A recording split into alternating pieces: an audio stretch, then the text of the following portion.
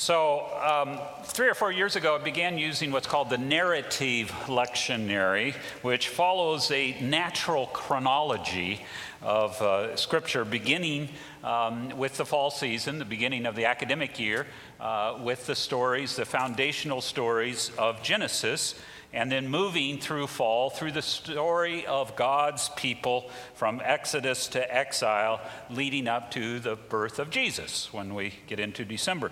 And this year, that story begins not with the creation story, but with humanity's reboot, you might call it, after God's first attempt essentially fails. And God decides to start over with that one family that still retains the goodness of creation. So I'm going to read chapter 6, 5 through 13, then I'm going to skip ahead. Of Genesis. The Lord saw that the wickedness of humankind was great in the earth, and that every inclination of the thoughts of their hearts was only evil continually. The Lord was sorry that he had made humankind on the earth, and it grieved him to his heart. So the Lord said, I will blot out from the earth the human beings I have created, people together with animals and creeping things and birds of the air, for I am sorry that I have made them. But Noah found favor in the sight of the Lord. These are the descendants of Noah. Noah was a righteous man, blameless in his generation. Noah walked with God, and Noah had 3 sons, Shem, Ham, and Japheth. Now the earth was corrupt in God's sight, and the earth was filled with violence. And God saw the earth was corrupt, for all flesh had corrupted its ways upon the earth. And God said to Noah, I have determined to make an end of all flesh, for the earth is filled with violence because of them. Now I'm going to destroy them along with the earth. And then God provides Noah the instructions for building the ark. Skipping ahead to verse 18. I will establish my covenant with you, and you shall come into the ark, you, your sons, your wife, your sons' wives with you, and of every living thing of all flesh, you shall bring 2 of every kind into the ark to keep them alive with you. They shall be male and female. And Noah did this. He did all that God commanded him. So the flood story presents a variety of challenges for us today, not the least of which is the whole scientific question. I mean, is this even possible, right? Could there even be a global flood? And science is pretty clear in that answer that that is not the case. But the larger and more serious question is the moral question. Is God such a mass killer? And the story justifies the mass annihilation of all but Noah's family by telling us how corrupt and violent humanity have become. And that might well be. But what about the children, right? If it is justifiable for children to suffer the consequences of the sins of their parents, where does one draw the line? Imprisoning children brought by their parents across our border? Calling in a drone strike against a known terrorist surrounded by family? Do you see the problem? Now, whether one reads this story as literal history or metaphorical story, you still have to address that moral question and the portrayal of God as a killer. I was greatly helped out with this issue, not by a biblical scholar or a theologian, but by a movie director, Darren Aronofsky, right? The movie, many of you recall, the Hollywood blockbuster starring Russell Crowe as Noah. And I initially had no desire whatsoever to see it after seeing one of the previews because it looked just like a Charlton Heston movie from the 50s, right?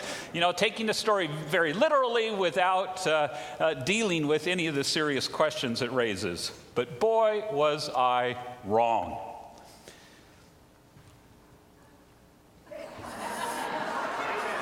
I was waiting for the opportunity, man. I opened the door for you. Yeah, but more than usual, I was really wrong.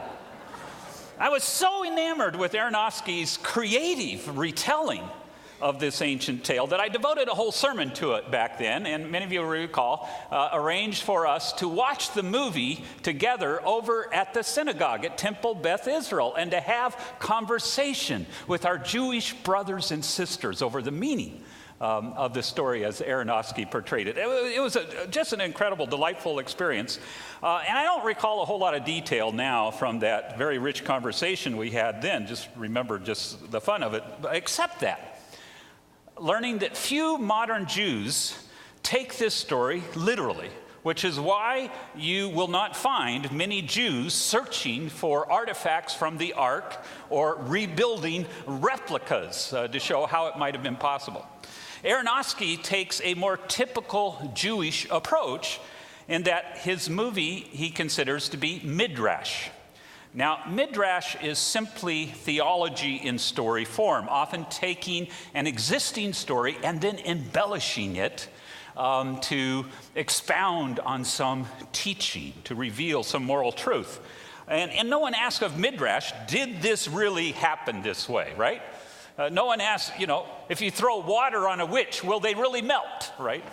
Rather, the question is, what does this story teach us? Now, to be clear, I'm not saying that Aronofsky says that the original flood story was midrash. I'm saying that's the way we should see this story. So I want to take another look at the story. And first of all, ask, what problem does it address? And secondly, then, what does it teach us? And the problem is clearly articulated at the very beginning. The world is filled with violence and corruption. And that, of course, is a problem as old as humanity itself. From the very first story of the Garden of Eve to the very end in the book of Revelation, right? We see that evil in humanity. And indeed, how we respond to evil and corruption in our midst today, I think, is perhaps the single greatest problem we face as human beings, both individually as well as collectively as a society. And I want to suggest to you this morning, we are in the midst of an extreme spiritual crisis as a nation dealing with this very question. For the dominant view of our government, echoing the concern of many of our citizens, is that there is an external threat of evil which imperils our nation, imperils our way of life. Back in the 50s and 60s, right? Some of you remember those years. You will recall it was the red peril of communism. After September 11, 2001, it was religious terrorists and even all of Islam, right? Now it's brown-skinned immigrants invading our country from the south, or maybe those foreign imports being brought in without any tariffs, or anonymous op-eds in the New York Times, right?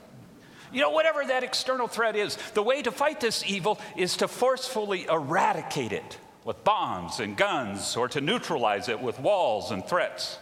This spiritual crisis cannot be solved simply by silencing a few radical racists or conspiracy theorists like Alex Jones, or even removing certain corrupt officials from office, or silencing certain Twitter accounts, right? At the heart, you see, is a deep fear that our nation has of the outsider, those we do not know or understand, which is then exploited by the fearmongers to gain power and influence over us. Judy and I, Jesus, think about that, maybe two, but at any rate, just elevated my wife. She is indeed worthy of it. Judy and I enjoy detective shows. And, Sherlock Holmes, right, who uses his wit rather than his brawn to solve a mystery. And one such show we're currently watching, a series on Netflix called Longmire. Anyone discover Longmire? A few out there, right? It's wonderful. It's a sheriff in rural Wyoming, and it has this cowboy vibe to it, interspersed with this wonderful Native American spirituality. And in the recent episode we saw just Friday evening, Sheriff Longmire is interviewing candidates to replace one of their deputies who was tragically killed in an earlier episode. One of three deputies, very small, folksy office. And he has eliminated all but one. And he's not sure about the one left either. And he quizzes him about his reaction to an assault that left him nearly dead. And this wannabe deputy talks about how he was dealing with his anger and his fear in the wake of this assault, and how it was eating him alive. And then he said he was saved by learning Tai Chi. And the sheriff asked him, how so? And he said, quote, "I went to church as a kid." This is contemporary TV drama. "I went to church as a kid, and we were taught to love our enemy. Tai Chi taught me something new, to love the enemy inside me as well. So I don't look at peace as the absence of conflict anymore. I see it as the acceptance of it. That's profound stuff, right? And I find it fascinating, first of all, that there is such a spiritual perspective in just a modern TV drama, and how the teachings of the church are portrayed, in this case, not negatively, I think very positively, but yet for this candidate for office, it's not enough. He needs something more. He needs something to help him deal with that internal conflict. And so he turns to an Eastern tradition, in this case, Tai Chi, to find that spiritual wisdom he needs to counter the evil from within. Now, such, of course, is also well-rooted in Christianity. It's not foreign to us, right? Jesus' teaching, remove the log from your own eye before you remove the speck from your neighbor's eye, right? And also here in the story of Noah. Now, on the surface, this appears to represent that view that evil is an external threat, right, which can only be eradicated by force. In this case, drowning. Wipe out all the evildoers, and you will wipe out evil, right? You know the rest of the story? How does that work out for them? Not so well, right? The first thing Noah does is he gets drunk as soon as he's on dry land, right? And his sons discover him passed out and naked. And from there you go to the story of Babel, and then to Sodom and Gomorrah, and on and on and on it goes. So if the goal is to change the DNA of humanity by wiping out all the evildoers, it does not work. The reboot fails. And if this flood did not change the way of humanity, what good did it do? I mean, what about all those animals? We lost the unicorns. It's very tragic, right? But here's the point that often gets missed. The story is not about changing humanity. It's about changing God. Or at least, perhaps, our understanding of God. The point is, we're told from the very beginning how much God grieves over the corruption that God sees. And when it's all over, God provides a sign, a rainbow, right? And says, never again. The only thing that dies in this story is the idea that you can kill evil by killing the evildoers.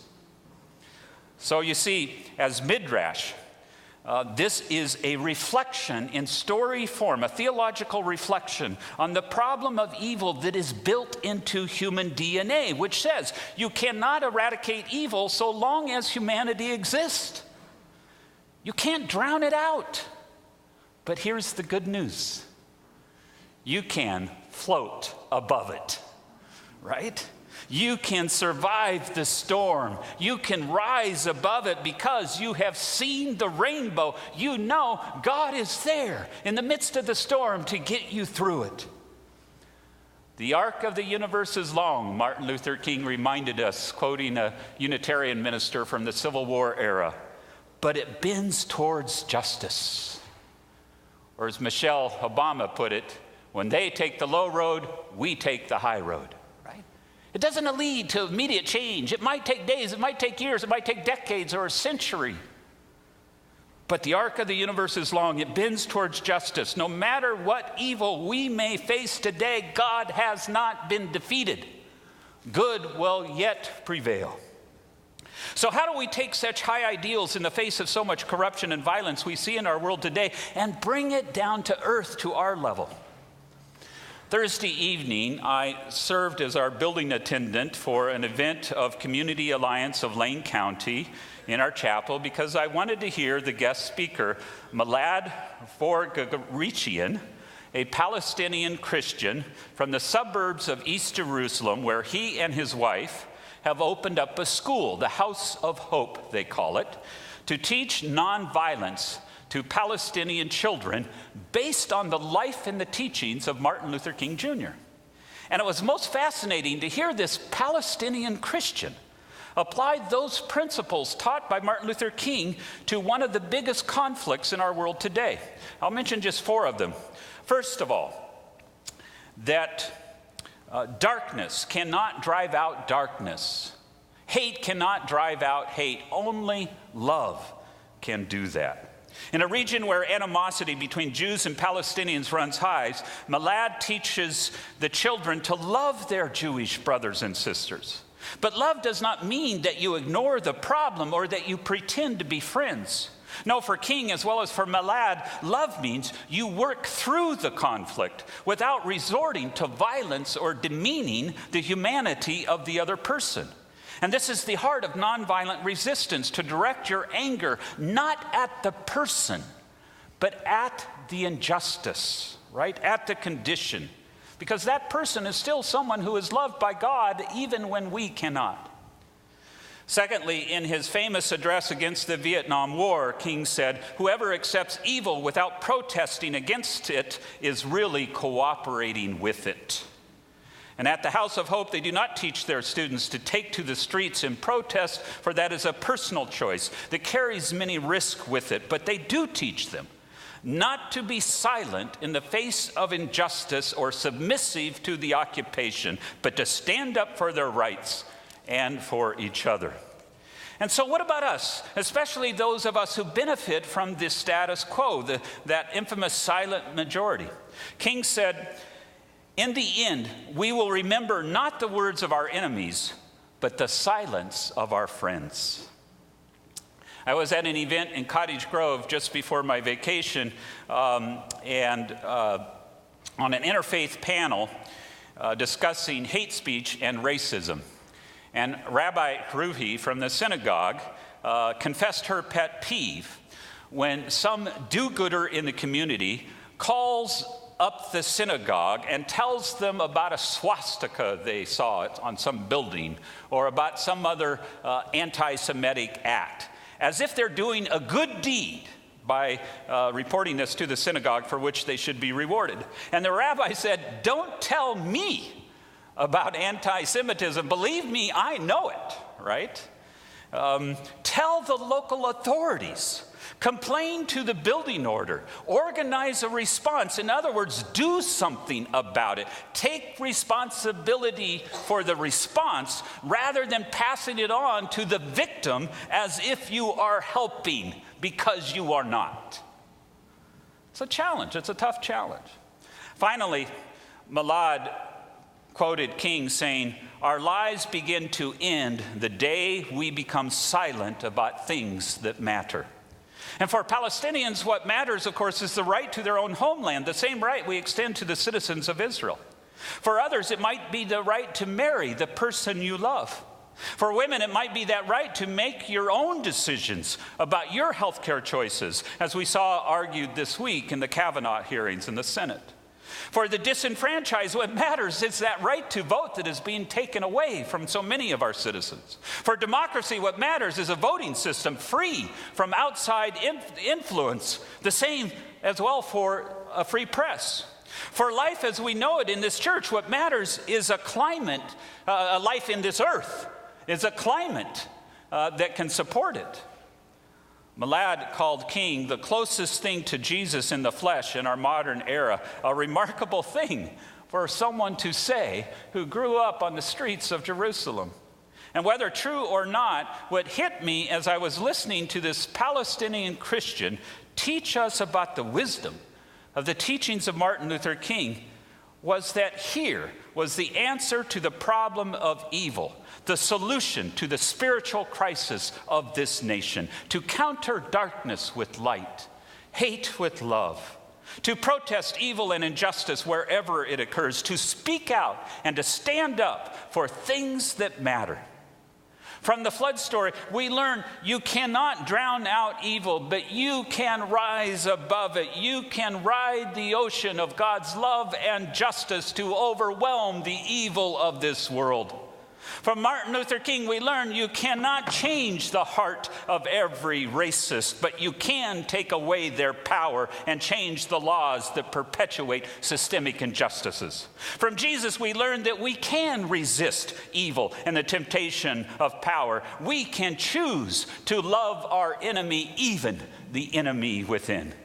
From God, we learn that rainbows of light and love, not killing and hate, show us the way to counter the violence and the corruption of this world. May it so be.